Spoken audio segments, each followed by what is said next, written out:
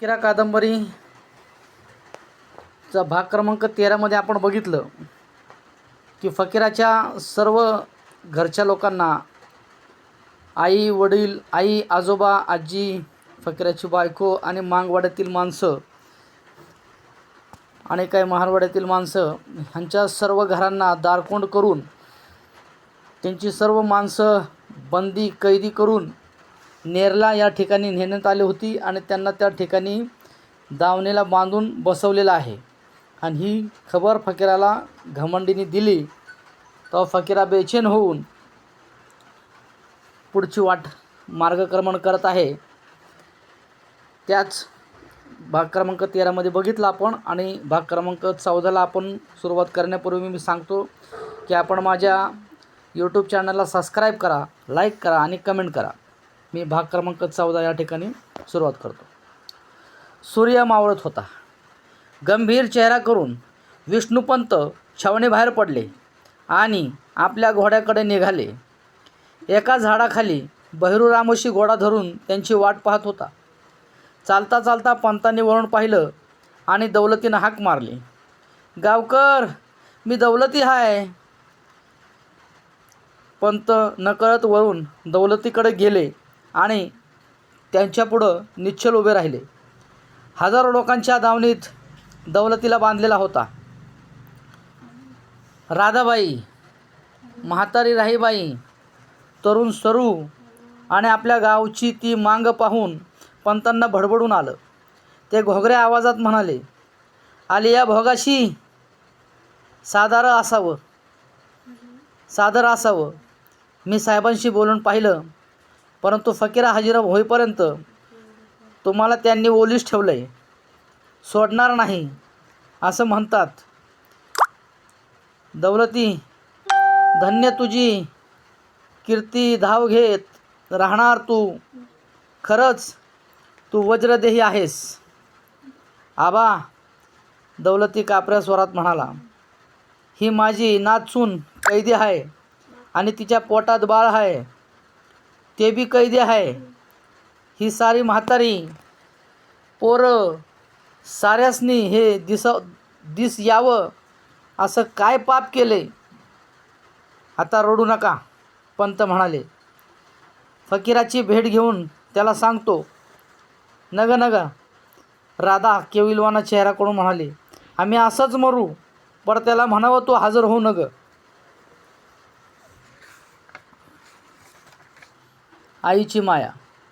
हो हो नग, दौलती म्हणाला, आमचं काय उरलंय, पण बाबूनं हजर व्हायला नग, आमची काळजी करू नग म्हणावं. दौलती. राधा बोलत होती. राही खाली मान घालून रडत होती. सरूचे डोळे रडून सुजले होते. तो प्रसंग तिला नवाच होता. पंत निघाले तेव्हा सरूनं त्यांच्यापुढं बंदिस्त हात टेकून नमस्कार केला आणि पंतांनी उपरण्यानी डोळे पुसले. जावा, दिस बुडल, दौलती मिशा सरळ करीत खणखणीत आवाजात म्हणाला.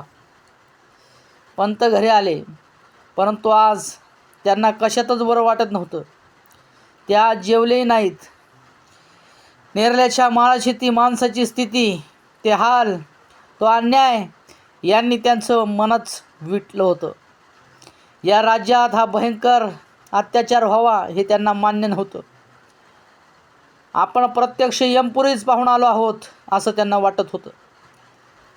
लगीला लटकणारा कंदील शांत जळत होता. सोप्यात पंत एकटेच बसले होते. सर्वत्र सामसूम होती. निम्मी रात्र होत आली होती. पंत उदास झाले होते. त्यांच्या पल्लेदार करड्या मिशा पिंजारलेल्या होत्या. ते उघडेच बसले होते. आज आपणास झोप येणार नाही याची त्यांना कल्पना आली होती. आपल्याला फकीरा कसा भेटणार हा प्रश्न त्यांच्या मनात डाचत होता. इतक्यात अंगणात पावलं वाजली. पंत चमकून पाहू लागले आणि बापू खोत व त्याचा जावई रावसाहेब पाटील सोप्यात आले. त्यांना पाहून पंतांना आश्चर्य वाटलं. त्यांनी विचारलं, अशा अपरात्री इकडं कुठं? तुमच्याकडंच, खोत म्हणाला.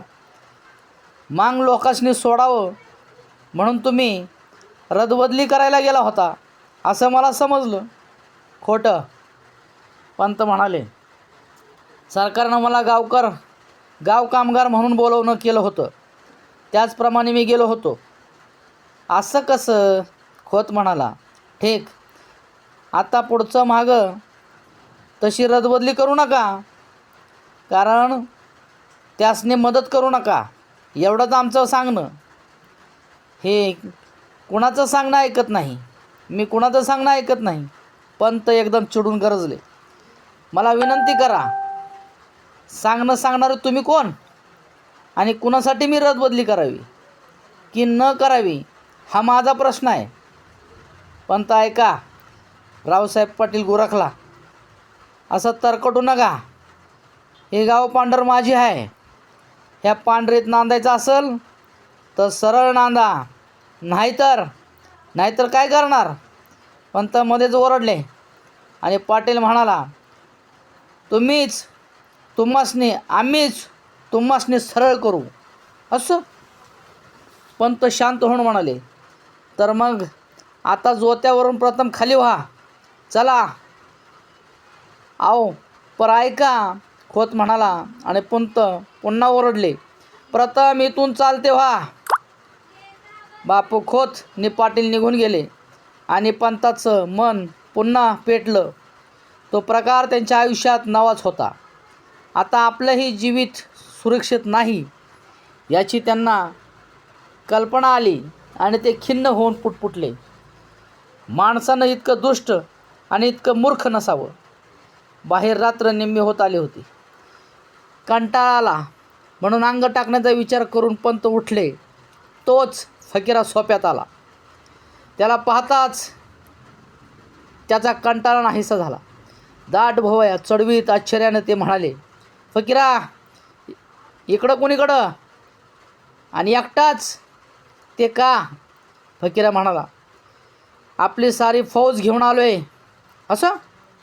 पंत बाहेर पाहत उद्गारले. खंडू, साधू, पिरा, घमंडी उभे होते. बाकीची सर्व माणसं फकीरानं गावंदरला निरनिराळ्या जागी टोळ्या करून बसवली होती आणि निवडक माणसं घेऊन तो गावात आला होता. अंगणातील 5-6 गडे पाहून पंत म्हणाले, फकीरा, तुझे वैरी जागोजाग टपून आहेत. तू असा एकट्यानं वावरणं धोक्याचं आहे. खरंच 50 गडी संघ घेऊन आलोय. फकीरा म्हणाला, मला शेवटचा आशीर्वाद द्या. थांब. पंत डोकीवर मंदिल ठेवून म्हणाले, चल दूर रानात जाऊ, जरा बोलायचं आहे. मी आजच छावणीकडून आलो, ते सारं सांगतो तुला. असं म्हणून ते अंगण उतरून चालू लागले आणि फकीरा त्याच्या मागं निघाला. उशीर चालून गावाबाहेर आल्यानंतर पंत एका आंब्याखाली बसले. ऐसपैस बसून चिंतामुक्त स्वरात ते म्हणाले आणि फकीरा पुढं बसून ऐकू लागला. पंत म्हणाले, सरकारी विचार निर्वाणीचा झाला. ते तुला कैद करूनच दम घेणार असं वाटू लागलं आहे. तू हाती यावंस म्हणून त्यांनी आकाश पाताळ एक केला आहे. हजारो निरपराध लोकांना पकडून माळाला डांबून टाकलं आहे. माणसं टाचा घासून मरण्याची वाट पाहत आहेत. माझ्या अंगावर काटा उभा राहिला तो प्रसंग पाहून आणि तो प्रकार पाहून. मला हेच कळना. फकीरा म्हणाला, मला कैद करण्यासाठी सारा मुलूक धारावर का धरलाय? मी छावणीत हा प्रश्न विचारला. पंत गंभीरपणे म्हणाले. तेव्हा जॉन्सन साहेबांनी उत्तर दिलं की नाक दाबल्यावर तोंड उघडतं. यावर मी सवाल केला की दुःख तिथं डाग द्या. मग काय म्हणाले ते? बळीनं चटकन विचारलं आणि पंत उत्तरले. ते म्हणतात, दिव्य औषधीनं बऱ्या न होणाऱ्या रोगावर शस्त्रक्रियाच करणं प्राप्त आहे. म्हणून त्यांनी तुझी सर्व माणसं पकडून आता ओलीस ठेवली आहे. जोपर्यंत तू हाती येत नाहीस तोपर्यंत कैद झालेला एकही माणूस मुक्त होणार नाही. ही दगडावरची रेग आहे. छावणीत आमचं कोण दिसलं का तुम्हाला? फकीराने विचारलं. सर्वच दिसले आणि भेटले. पंत उद्गारले. आई, हो, आबा, तेही, नारू म्हातारा, सर्वच भेटले. पंत वैतागून म्हणाले, त्या प्रसंगाची आठवण नको. माणसांना इतकं क्रूरपणे वागवल्याचं दुसरं उदाहरण नाही. तरणी, म्हातारी, पोरं सर्वांना वळीनं एका दावणीत गुराप्रमाणे डांबलंय. ती छावणी नव्हे. फकीरा, यमपुरी उतरली आहे त्या माळाला. येताना मी दौलती राधा यांना भेटून बोलून आलो. सुनेच्या हातच्या दोऱ्या पाहून काळजाला आग लागली रे फकीरा. पंत एकदम म्हणाले. पुढचे शब्द जणू त्यांना आठवत नव्हते. उशीर कुणीच बोललं नाही. सर्वांच्या चशूपुढं छावणी उभी राहिली. आई काय म्हणली? फकीराने विचारलं. त्या सर्वांचं मत आहे की तू सापडू नये. पंत म्हणाले. त्या सर्वांनी आता दुःखाला पाड दिली आहे. पण काय? पण पंत म्हणाले, तू हजर व्हावंस असा साहेबांचा आग्रह आहे. आणि तू हजर होईपर्यंत ती माणसं जगण्याची आशाच नाही. मग मी काय करू? तुम्ही हजर व्हावं. मी हजर व्हायचं? एकट्यानं नव्हे, पण कुणी.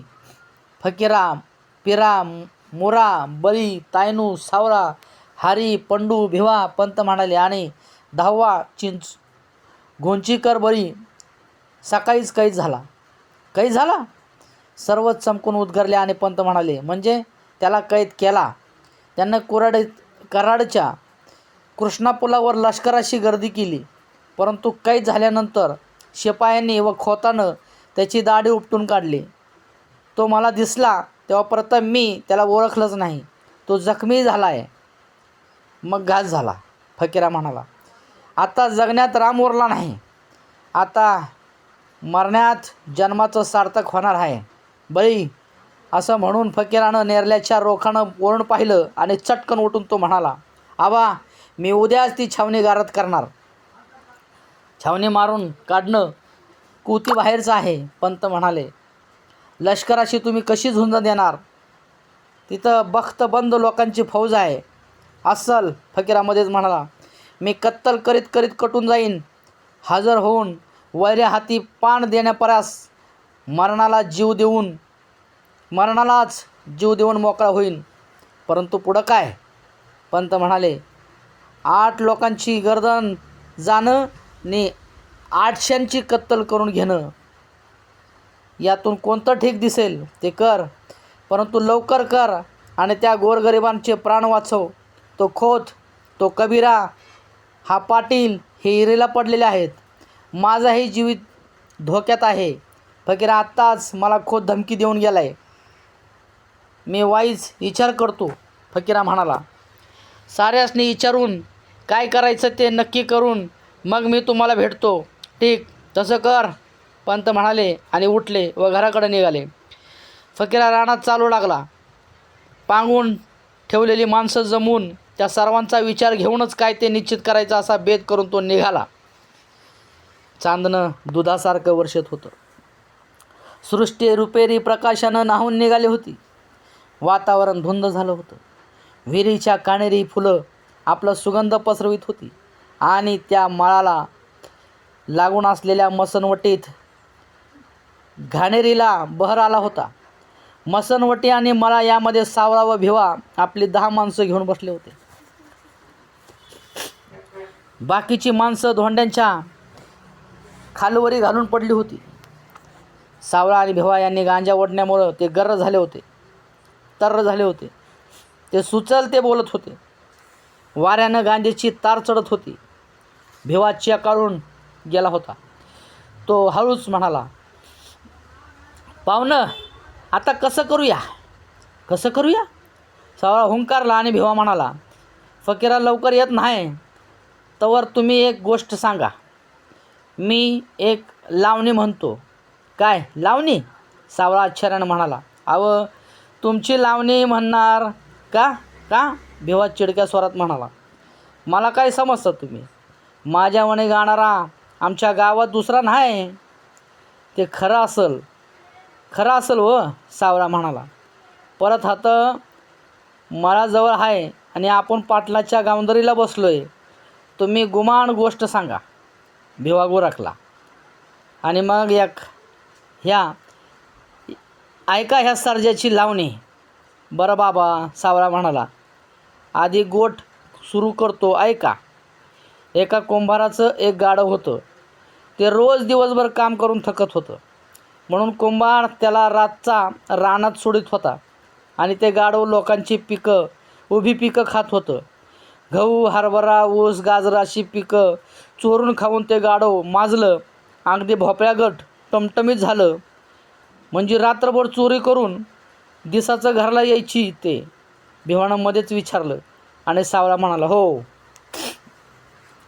मोहर त्या गाढवाला एक कोला भेटला. तो बी चोर. मग त्या दोघांची जमली दोस्ती आणि दोघं बी रात्रभर चोरून खात फिरू लागलं. पण कुणाचा बाला घावायचं नाही ते दोघं. बरं मोहर, भिवानं हुंकार दिला. आणि सावळा म्हणाला, एकदा अशीच चांदणी रात्र होती. गाढव आणि तो कोल्हा एका मळ्यात शिरून खात होतं. पोटभर खाल्ल्यावर गाढव कोल्ह्याला म्हणालं, हे गड्या, मी गाणं म्हणू नका. पण कोल्हा टरकला. तो म्हणाला, मामा, तुमचा आवाज दांडगा आहे. तुम्ही गाणं कसं म्हणणार? तेव्हा त्या गाढवाला राग आला आणि ते बिथरलं आणि कोल्ह्याला म्हणालं, ए भडव्या, मला काय समजतोस? मला का गाणं येत नाही होय? मग कोल्हा काय म्हणला? भिवानं विचारला. आणि सावळा म्हणाला, तो काय म्हणणार? तो म्हणाला, गाढव मामा, तुम्ही हात गाणं म्हणा. मी त्या बांधावर बसून मळकरी येतील त्यांची बघतो. कोल्हा दूर गेला आणि एका बांधावर बसला आणि त्या गाढवानं आपलं भसाड गाणं सुरू केलं. त्याबरोबर मळकऱ्यासनी जाग आली. त्यांनी काठ्या काढल्या आणि त्या गाढवाला मारून खाली पाडलं. पडलं गाढव. आणि मग मळकऱ्यांनी एक उखळ आणून त्या गाढवाच्या गळ्यात बांधलं. ते जित होईल आणि पळालं म्हणून. आणि मग भिवा उतरला. आणि काय? सावळा म्हणाला. उशिरानं गाढव जागं झालं आणि उकळा सकट पळायला लागलं. तेव्हा कोल्हा म्हणाला, मामा, गाणं चांगलं होतं म्हणूनच तुम्हासनी ह्यो मनी बक्षीस मिळाला. झाली माझी गोष्ट. हां, करा सुरू गाणं. ही गोष्ट भिवाला पटली. तो एकाएकी पोट धरून हसू लागला. त्याच्या भयंकर हसण्याने मळकरी जागे झाले आणि मसनवटीत भूतच उठलं असं समजून पळू लागले. भिवा पोट धरून हसत म्हणाला, नका, माझं गाणं राहिलं. खरं आहे, माझ्या बी गळ्यात उखळ पडायचं र बाबा. एवढ्यात फकीर आला. सर्व एकत्र आले आणि पंतांनी जे सांगितले सर्व फकीरने सर्वांना सांगून म्हणाला, 8 जण जवळ हजर होत नाहीत तवर आपली माणसं सुटत नाहीत. सरकार त्यासनी सोडणार नाही. 8 जण कोण? एकदम आवाज उठला. ऐका, फकीरा म्हणाला. फकीरा, पिरा, मुरा, बळी, तायनू, सावळा, भिवा आणि तुमचं मत काय? सर्वांनी विचारलं. आत्ताच ते मी का सांगू? फकीरा म्हणाला. जे पंतांनी सांगितलं होतं ते मी तुम्हासनी कळवलं. आता मोहर काय करायचं ते मुरा आल्यावर ठरवू. सत्तूचं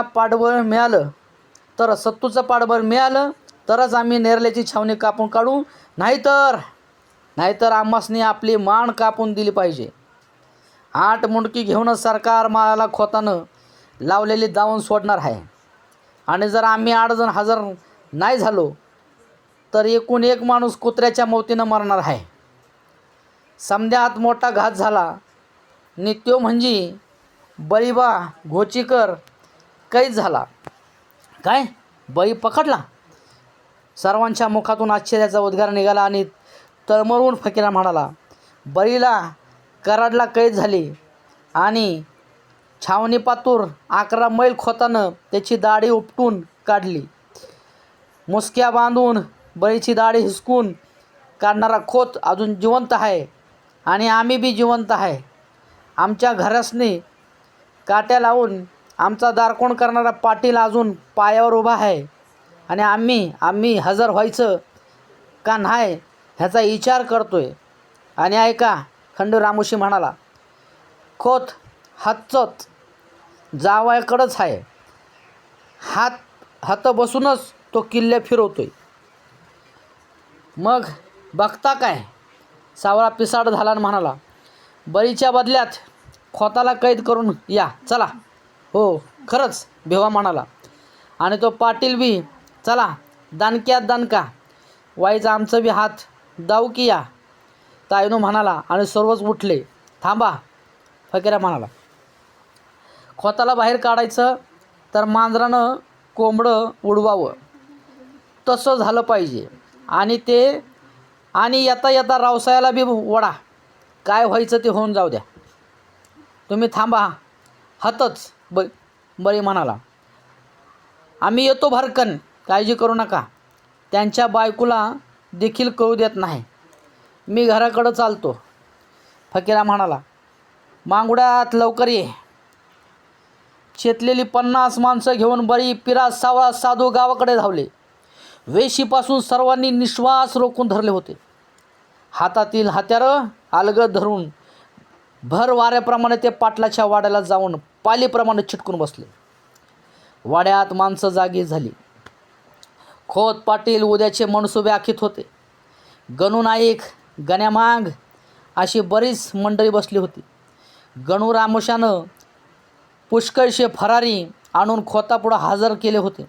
त्यांनी फकीराला कैद करण्यास मदत करावी आणि त्या बदल्यात सरकारनं त्यांची गुन्हे माफ करायचे असं ठरलं होतं.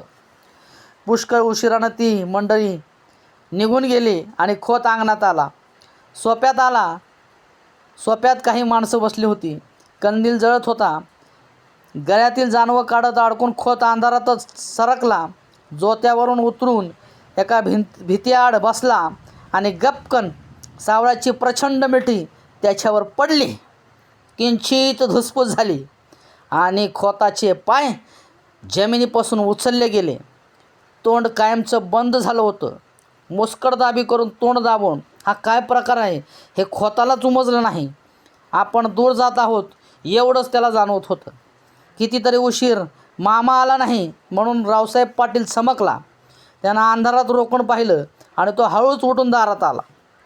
कोणाशी बोलत असतील असं वाटून तो पुन्हा जोत्यावर आला. इकडे तिकडे पाहत हळूच म्हणाला, मामा.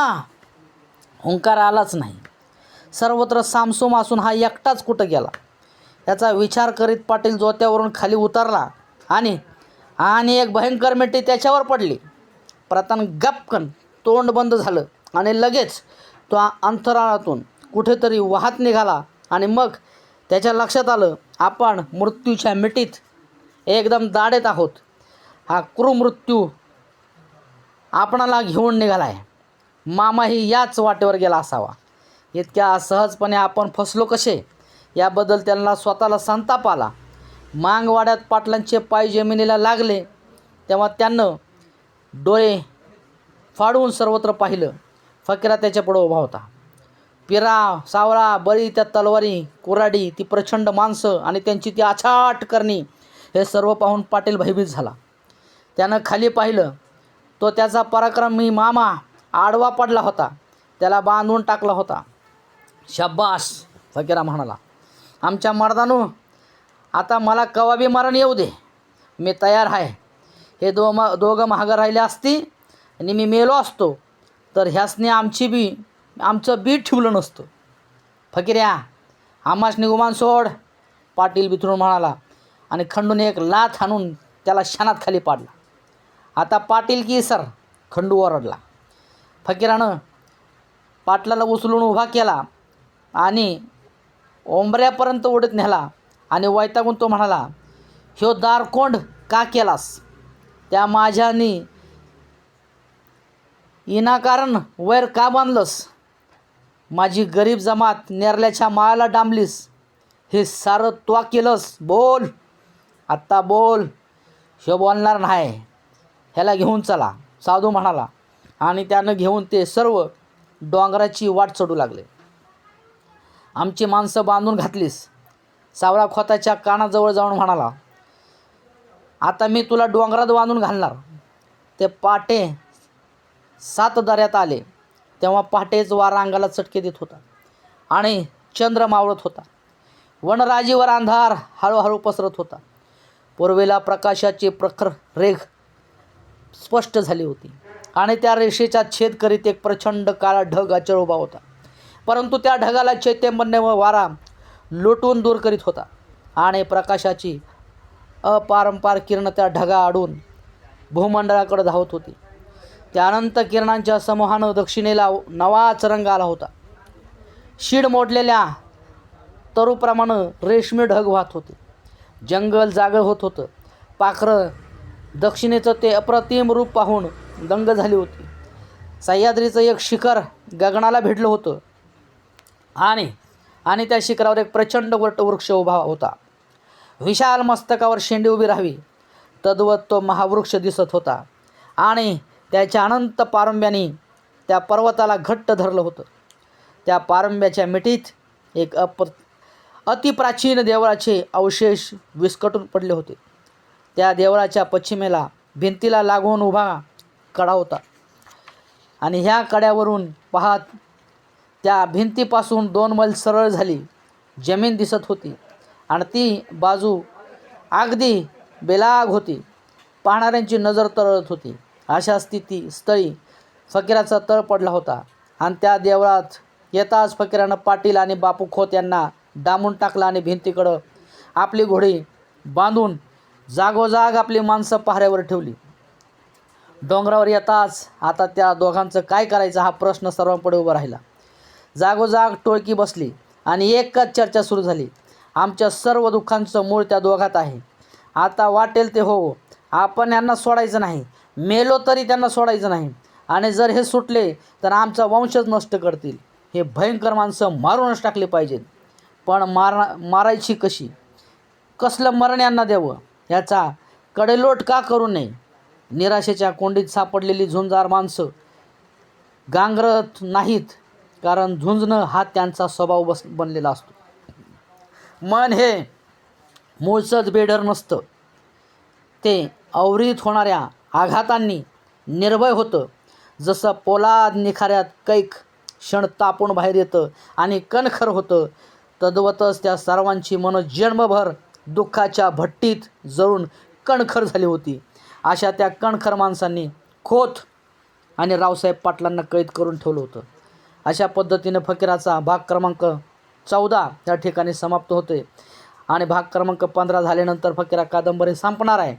संपल्यानंतर आपण डॉक्टर बाबासाहेब आंबेडकर, महात्मा ज्योतिबा फुले, छत्रपती शिवाजी महाराज, राजश्री शाहू महाराज, आद्य क्रांतिगुरू लहुजी वस्ताद साळवे आणि डॉक्टर अण्णाभाऊ साठे अशा महापुरुषांच्या विविध वैचारिक कथा कादंबऱ्या, त्यांची पुस्तकं, त्यांनी केलेली भाषणं, अण्णाभाऊंचा माझा रशियाचा प्रवास, असे कितीतरी पुस्तकांचा खजिना मी माझ्या यूट्यूब चॅनलच्या माध्यमातून आपल्यासमोर आणणार आहे. वैचारिक उलाढाल, वैचारिक देवाणघेवाण मी माझ्या या चॅनलच्या माध्यमातून आपल्यासमोर ठेवणार आहे आणि तुम्हीसुद्धा त्या वैचारिक उलाढालीमध्ये सामील व्हावं म्हणून मी कधी कधी लाईव्ह येणार आहे. आपण पण त्या ठिकाणी लाईव्ह येऊन मला प्रतिसाद द्यावा आणि माझ्या चॅनलला सबस्क्राईब तर नक्कीच करा, एवढं सांगून मी या ठिकाणी थांबतो. जय लहुजी, जय भीम, जय शिवराय, जय शंभूराजे, जय फकीरा आणि जय अण्णाभाऊ.